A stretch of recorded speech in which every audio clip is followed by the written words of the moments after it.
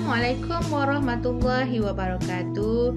Bertemu lagi kita dalam video pendidikan Islam tahun 6 bersama saya, Ustazah Wan. InsyaAllah pada hari ini kita akan belajar bidang ibadah pelajaran yang ke-11, iaitu yang bertajuk Ibadah Puasa pada bulan Ramadan.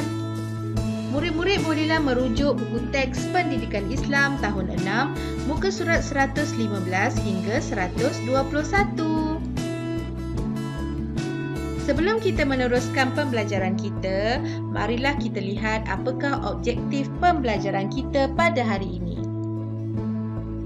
Objektif kita pada hari ini ialah murid dapat menyatakan maksud puasa dan hukumnya. Yang kedua, menerangkan dalil nakli tentang kewajipan berpuasa di bulan Ramadan.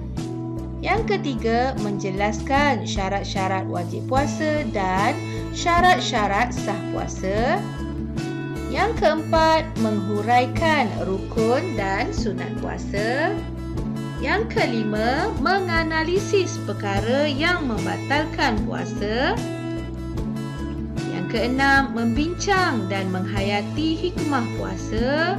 Dan akhir sekali, merumus kefahaman tentang konsep puasa dan menghayati serta melaksanakannya dengan sempurna. Tahukah murid-murid, puasa ini dapat merehatkan sistem pencernaan kita. Okey, kita perhatikan di sini. Ini adalah gambar sistem pencernaan manusia yang terdiri daripada mulut, kerongkong, perut, usus kecil dan usus besar. Sistem pencernaan bermula daripada mulut hingga usus. Fungsi organ pencernaan saling berkaitan, antaranya menerima dan mencernakan makanan, menyerap zat ke dalam aliran darah serta membuang bahan yang tidak dicernakan. Terdapat juga organ lain seperti hati yang berhubung dengan organ pencernaan. Pankreas pula menghasilkan enzim pencernaan. Empedu pula membantu pencernaan dan penyerapan lemak. Ketika berpuasa, beban makanan berkurang dalam badan. Proses penyah-toksidaan yang berlaku melapangkan sumbatan di dinding saluran makanan dan pernafasan serta membekalkan oksigen yang cukup kepada sel-sel dalam badan. Baiklah murid-murid, sekarang mari kita teruskan dengan pembelajaran kita dengan melihat apakah pengertian puasa. Kita lihat apakah pengertian puasa.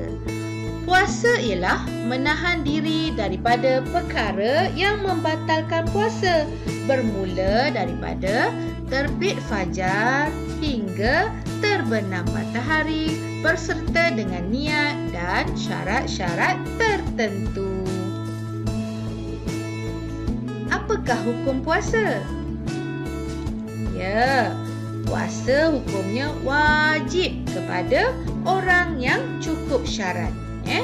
Murid-murid, puasa hukumnya wajib kepada orang yang cukup syarat.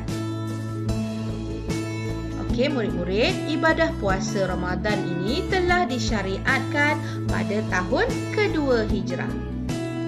Okey, sekarang mari kita lihat dalil nakli tentang kewajipan berpuasa. Okey, mari kita baca bersama-sama. Bismillahirrahmanirrahim. Ya ayyuhallazina amanu kutiba alaikumus siyamu kama kutiba alal ladzina min qablikum la'allakum tattaqun. Surah Al-Baqarah ayat 183 yang bermaksud, wahai orang yang beriman, kamu diwajibkan berpuasa sebagaimana yang diwajibkan ke atas orang yang dahulu daripada kamu, supaya kamu bertakwa. Okey, sekarang kita lihat pula apakah syarat-syarat wajib puasa. Yang pertama, Islam. Ini bermakna orang bukan Islam tidak diwajibkan berpuasa. Yang kedua, berakal. Ini bermakna orang gila tidak diwajibkan berpuasa. Yang ketiga, baligh. Okey, jadi kanak-kanak tidak diwajibkan berpuasa. Dan yang akhir sekali, syarat wajib puasa ialah mampu berpuasa. Seterusnya kita lihat pula syarat-syarat sah puasa. Yang pertama, Islam. Yang kedua, mumayyiz. Mumayyiz ni maksudnya kanak-kanak yang dah tahu membezakan baik atau buruk dan tahu membezakan yang mana betul ataupun yang mana yang salah. Seterusnya, berakal.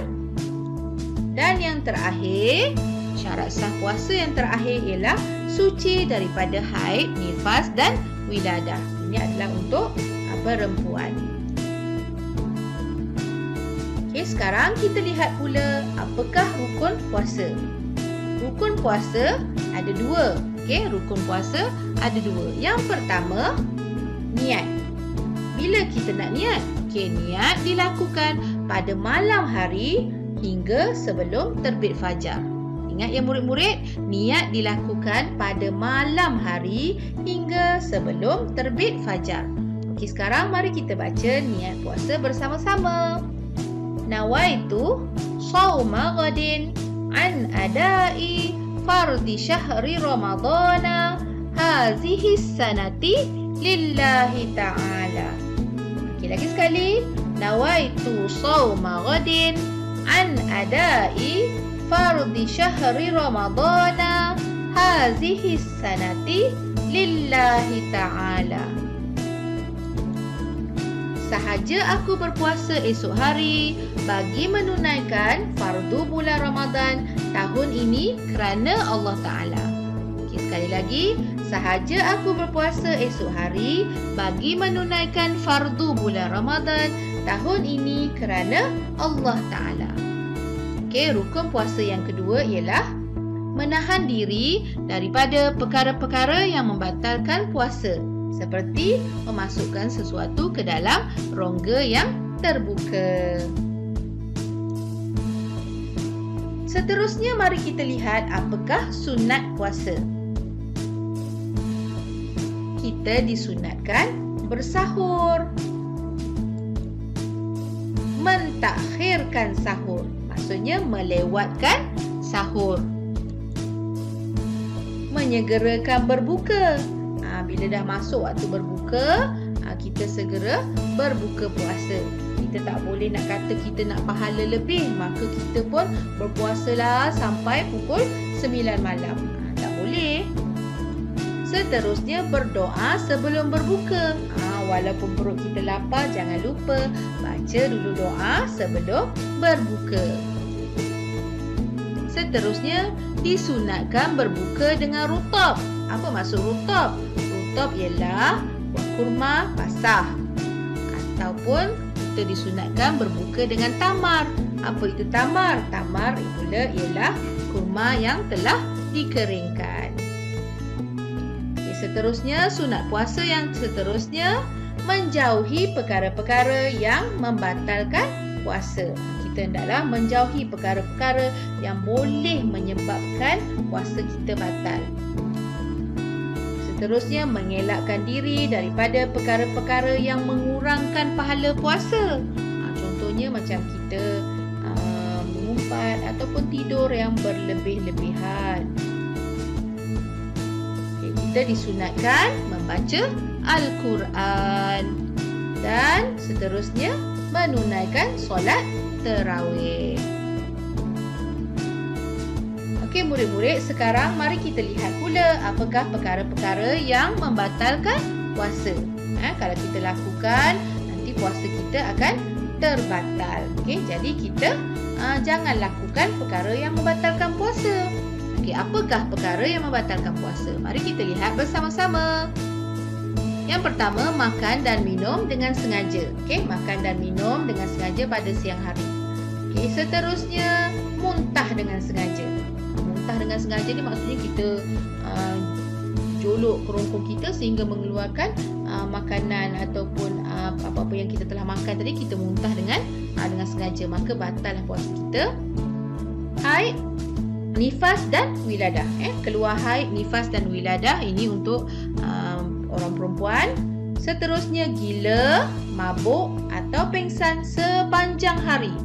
Daripada terbit fajar hingga terbenam matahari tu dia gila, dia mabuk ataupun dia pengsan, maka batallah puasanya. Seterusnya memasukkan sesuatu ke dalam rongga yang terbuka, melakukan jima di siang hari, mengeluarkan air mani dengan sengaja, dan akhir sekali murtad. Okey, ini adalah perkara-perkara yang membatalkan puasa. Seterusnya murid-murid, sekarang mari kita lihat bersama-sama apakah hikmah puasa, apakah kebaikan berpuasa. Hikmah puasa terbahagi kepada dua, iaitu hikmah dari sudut rohani dan hikmah dari sudut jasmani. Tapi kita lihat dahulu apakah hikmah dari sudut rohani. Okey, hikmahnya yang pertama, meningkatkan ketakwaan kepada Allah, iaitu dengan banyak melakukan amal ibadah. Sebab biasa bulan puasa, kita akan melakukan ibadah yang lebih banyak daripada bulan-bulan yang biasanya. Yang seterusnya, memupuk sifat mahmudah, sifat yang terpuji seperti sabar. Orang puasa kena sabar, jujur, ikhlas dan bertimbang rasa. Seterusnya, puasa ini dapat mencegah pelbagai penyakit. Sebab kita kurang makan, maka kita dapat mencegah pelbagai penyakit. Dan yang terakhir, kita dapat merasai sebahagian penderitaan orang yang tiada makanan. Sebab sepanjang hari kita berpuasa tu kita tidak makan, jadi kita akan dapat rasa sedikit rasa lapar. Itulah penderitaan orang yang tiada makanan. Kita lihat pula apakah hikmah dari sudut jasmani. Yang pertama, puasa ni dapat mendisiplinkan diri seperti mematuhi adab ketika menjalani ibadah puasa. Hikmah yang seterusnya, puasa dapat mendidik diri mengawal hawa nafsu seperti menjauhi larangan Allah. Sebab puasa ni akan kawal diri kita. Kita nak buat benda ni, kita kata kita puasa. Kita nak buat perkara yang tak baik ini, kita kata aku puasa. Jadi puasa tu dapat mengawal hawa nafsu kita. Seterusnya, puasa ni juga dapat merehatkan organ dalaman. Sebab kita tak makan, jadi sistem dalaman kita ni dapat berehat. Maka seterusnya dapat menurunkan kadar lemak dan tekanan darah kita ketika berpuasa.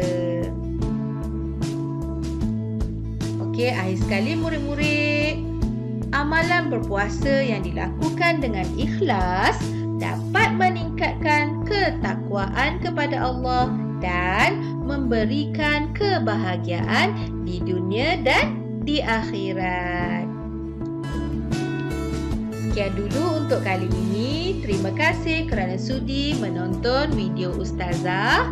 Tapi jangan lupa untuk tekan butang subscribe sekiranya masih berwarna merah, sebagai tanda sokongan kepada channel Ustazah Wan dan juga sokongan kepada Akademi YouTuber yang telah banyak membantu Ustazah dan rakan-rakan Ustazah dalam menghasilkan video-video pembelajaran.